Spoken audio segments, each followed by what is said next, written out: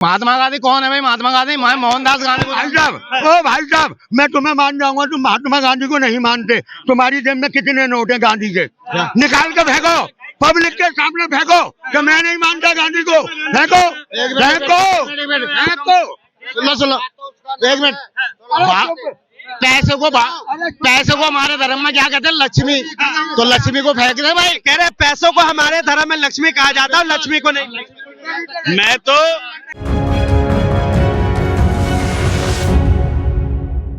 नमस्कार, आप देख रहे हैं DS4 और मैं हूं आपके साथ विनायक कुमार। देखिए, बाबा साहब का अपमान नहीं सहेगा हिंदुस्तान, यह विपक्ष का नारा है और साफ तौर पे कह रहे हैं कि देश के गृह मंत्री अमित शाह को माफी मांगना चाहिए और उन्हें इस्तीफा देना चाहिए, क्योंकि जिस तरह से उन्होंने भरे सदन के अंदर बाबा साहब का अपमान किया, ये देश के दलितों का अपमान है। अब इस चीज को लेकर बातचीत करने के लिए इस वक्त देश की राजधानी दिल्ली के चांदनी चौक में मौजूद हूं।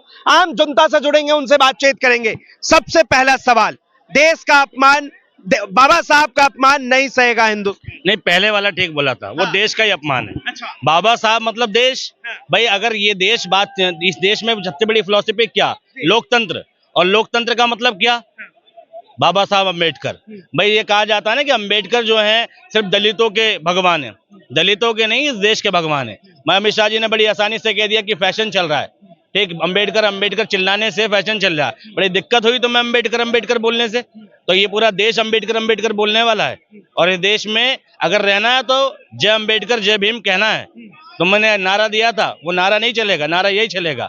और रही बात अम्बेडकर की, तो जो कम्युनलवाद तुम बढ़ा रहे हो देश में, उस कम्युनलवाद का इलाज है अम्बेडकर। मौलिक अधिकार है अम्बेडकर, शिक्षा का अधिकार है अम्बेडकर, समानता का अधिकार है अम्बेडकर। तो तुम्हें तो दिक्कत होगी, क्योंकि तुम बात अम्बेडकर की करोगे तो समानता की बात करनी पड़ेगी। और तुम रहे कम्युनलवादी, तुम ठहरे बहुसंख्यकवादी। ठीक, तुम देश में धर्म की राजनीति करने वाले लोग, तो तुम्हें अम्बेडकर से तकलीफ होनी लाजिम है। और इस देश के गृह मंत्री और भाजपा के समर्थकों को जितनी जल्दी समझ में आ जाए कि ये फैशन अम्बेडकरवादियों का नहीं है, देश का है, और जितनी जल्दी ये देश के गृह मंत्री को समझ में आ जाए कि भारत में रहना है तो अम्बेडकर नाम के फैशन को सहना है और अम्बेडकर नाम के फैशन के साथ ही रहना है। जी, देखिए, वो तो कह रहे कि मैंने अपमान नहीं किया, बल्कि लोगों को जो है ये कहां से अपमान दिख रहा है ये बताएं। भाई वो कह रहे हैं कि भाई अम्बेडकर साहब का अपमान कब किया?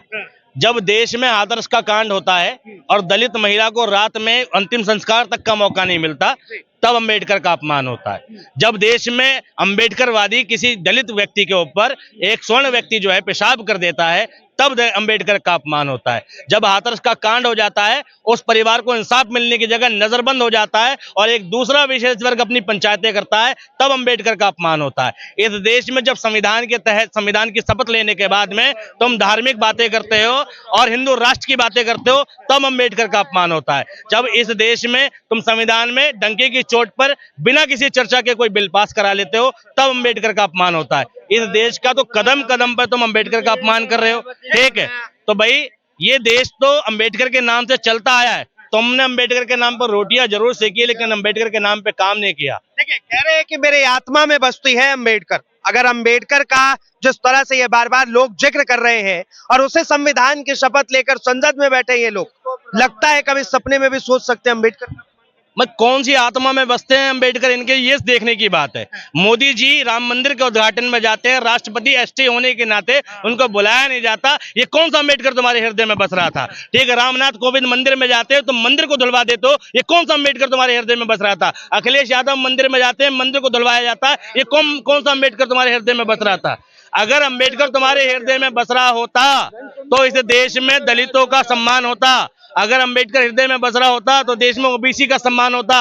अगर अम्बेडकर मन में बस रहा होता तो देश में हिंदू मुस्लिम की राजनीति तुम्हारे एजेंडे में ना होती। अगर अम्बेडकर का सम्मान होता तो बटोगे तो कटोगे तुम्हारे मन भावना में नहीं आता। अगर अम्बेडकर का सम्मान होता तो उत्तर प्रदेश का सीएम उस जज का कभी समर्थन नहीं करता जिस जज ने कहा कि देश बहुसंख्यकवाद पर चलेगा, देश में बहुसंख्यकों की चलेगी। ठीक है, अगर देश में अगर अम्बेडकर का सम्मान इस भाजपा करती तो भाजपा को कभी भी हिंदू मुस्लिम का एजेंडे पे काम नहीं करना पड़ता। भाई अगर अंबेडकर पसंद है तो मैं कह रहा हूं कि इस देश में मंदिर मस्जिद क्यों चल रहा है? अगर हृदय में अंबेडकर है तो समान भाव क्यों नहीं पैदा कर पा रही भाजपा? क्यों हिंदू मुस्लिम का राइट्स हो जा रहे हैं? क्यों इंस्टाग्राम और फेसबुक पे बाढ़ आ रखी है?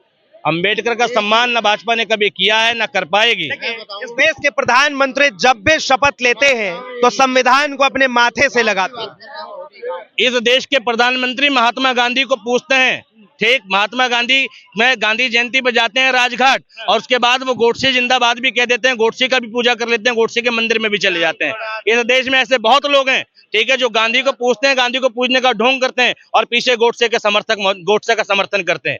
तो भैया ये अंबेडकर के नाम पे सिर्फ और राजनीति साधते हैं, अंबेडकर को मानते नहीं, क्योंकि जिस दिन ये अंबेडकर को मानेंगे उस दिन अंबेडकरवादी देश में सर्वोच्च पद पे होगा।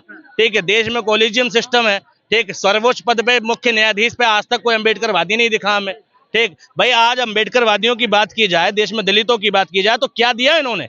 दलितों का आरक्षण खत्म करने के लिए बिल लाते हैं ये, ठीक है। और ये बात रही कि भाई सत्ता में हुक से या क्रुक से बने रहने की बात है। मोदी जी इस देश में पुलिस स्टेट लागू करते हैं, पुलिस स्टेट लागू करते हैं, तो कौन सा संविधान के सम्मान की बात करते हैं?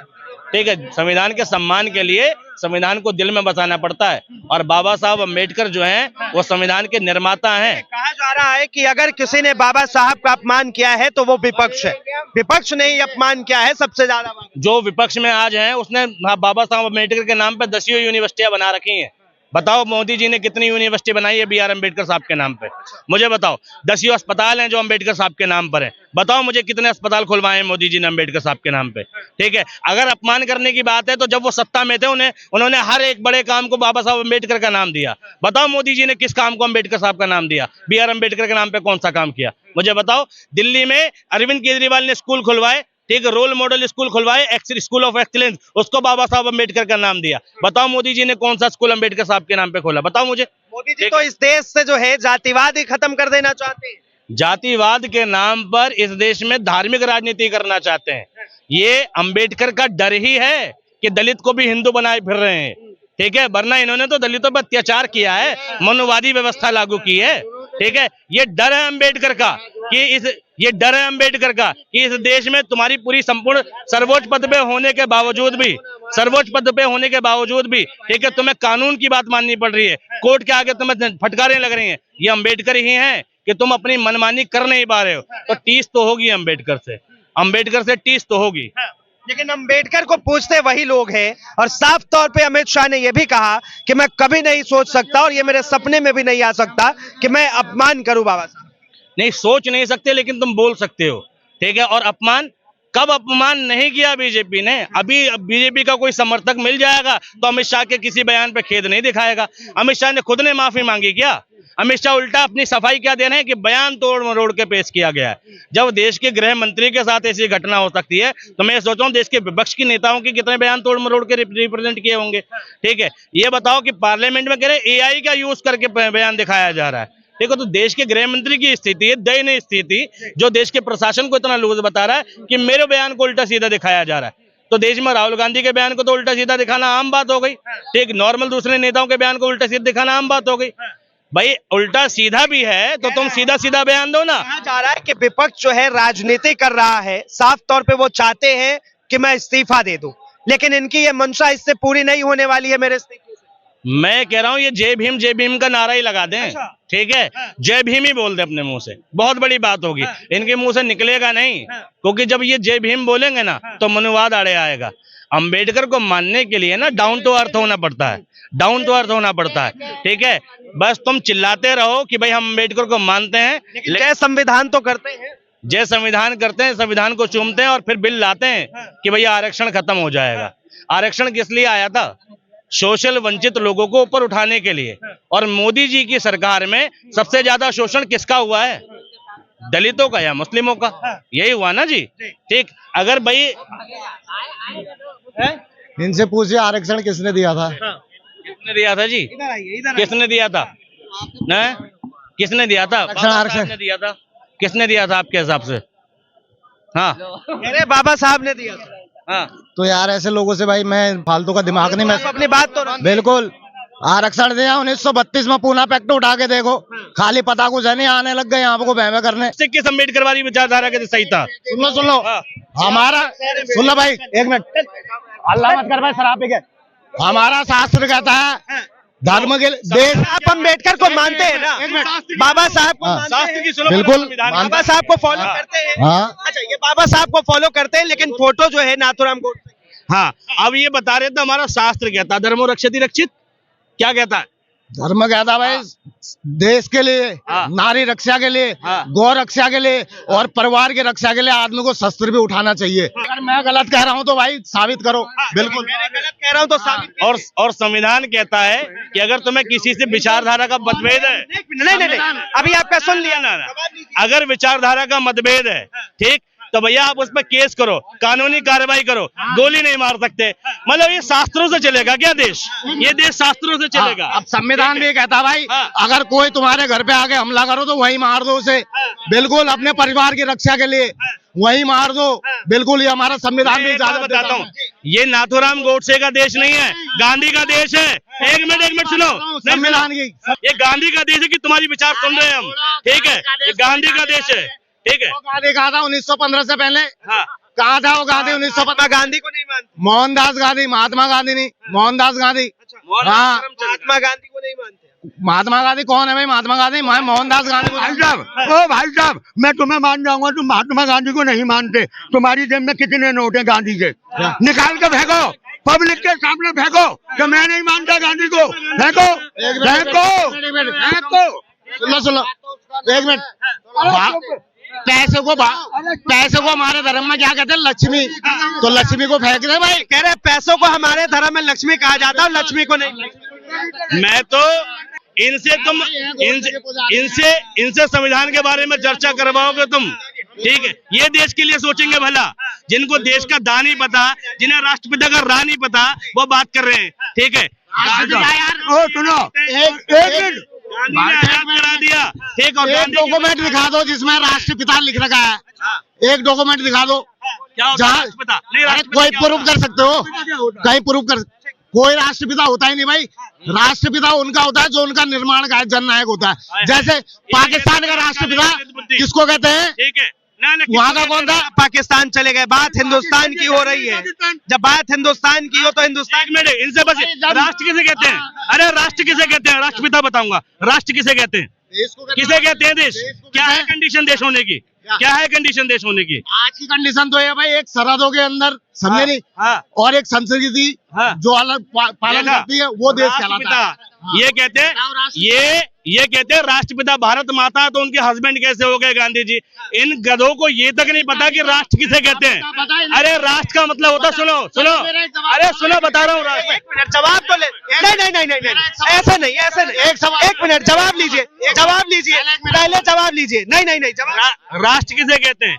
राष्ट्र जमीन के एक टुकड़े को नहीं कहते हैं। राष्ट्र का मतलब है जमीन का एक टुकड़ा होना, उसकी एक आर्मी होना, उसका एक झंडा होना। राष्ट्रपिता एक भावना का नाम है, ठीक है? फिर वो एक भाव है। भारत माता के हस्बैंड का नाम राष्ट्रपिता नहीं है। राष्ट्रपति क्या है? राष्ट्र का आरक्षक, ठीक? राष्ट्र का हस्बैंड नहीं है राष्ट्रपति। अभी बाबा साहब के बारे में बात होगी। अच्छा, कुछ बाबा साहब के बारे में बताएंगे? क्या बता? वो उस वक्त के एक राष्ट्र निर्माता है, सीधी सी बात है। एक देश का सबसे पहले गद्दार आतंकवादी था और एक राष्ट्र निर्माता है, ये सबसे बड़ा फर्क है। नाथूराम गोडसे आतंकवादी था, है, हमेशा रहेगा। मुर्दाबाद था, मुर्दाबाद है, मुर्दाबाद हमेशा रहेगा। बाबा साहब जिंदाबाद थे, जिंदाबाद है, जिंदाबाद रहेंगे। महात्मा गांधी जिंदाबाद थे, जिंदाबाद है, जिंदाबाद रहेंगे। बहुत बहुत धन्यवाद तमाम जानकारी के लिए। साफ तौर पे आपने आम जनता की राय सुनी, आम जनता अपनी अपनी बातें रखती है। बहरहाल जिस तरह से देश की राजधानी में लगातार बाबा साहब को लेकर माहौल गर्म है, साफ तौर पे चर्चाएं हो रही है और अमित शाह के बयान को लेकर आम जनता में भी काफी रोष है। बहरहाल इस चीज को लेकर आप क्या सोचते हैं? अपनी प्रतिक्रिया जरूर दें। फिलहाल के लिए इतना ही। ऐसे ही तमाम खबरों के लिए देखते रहे DS4 न्यूज।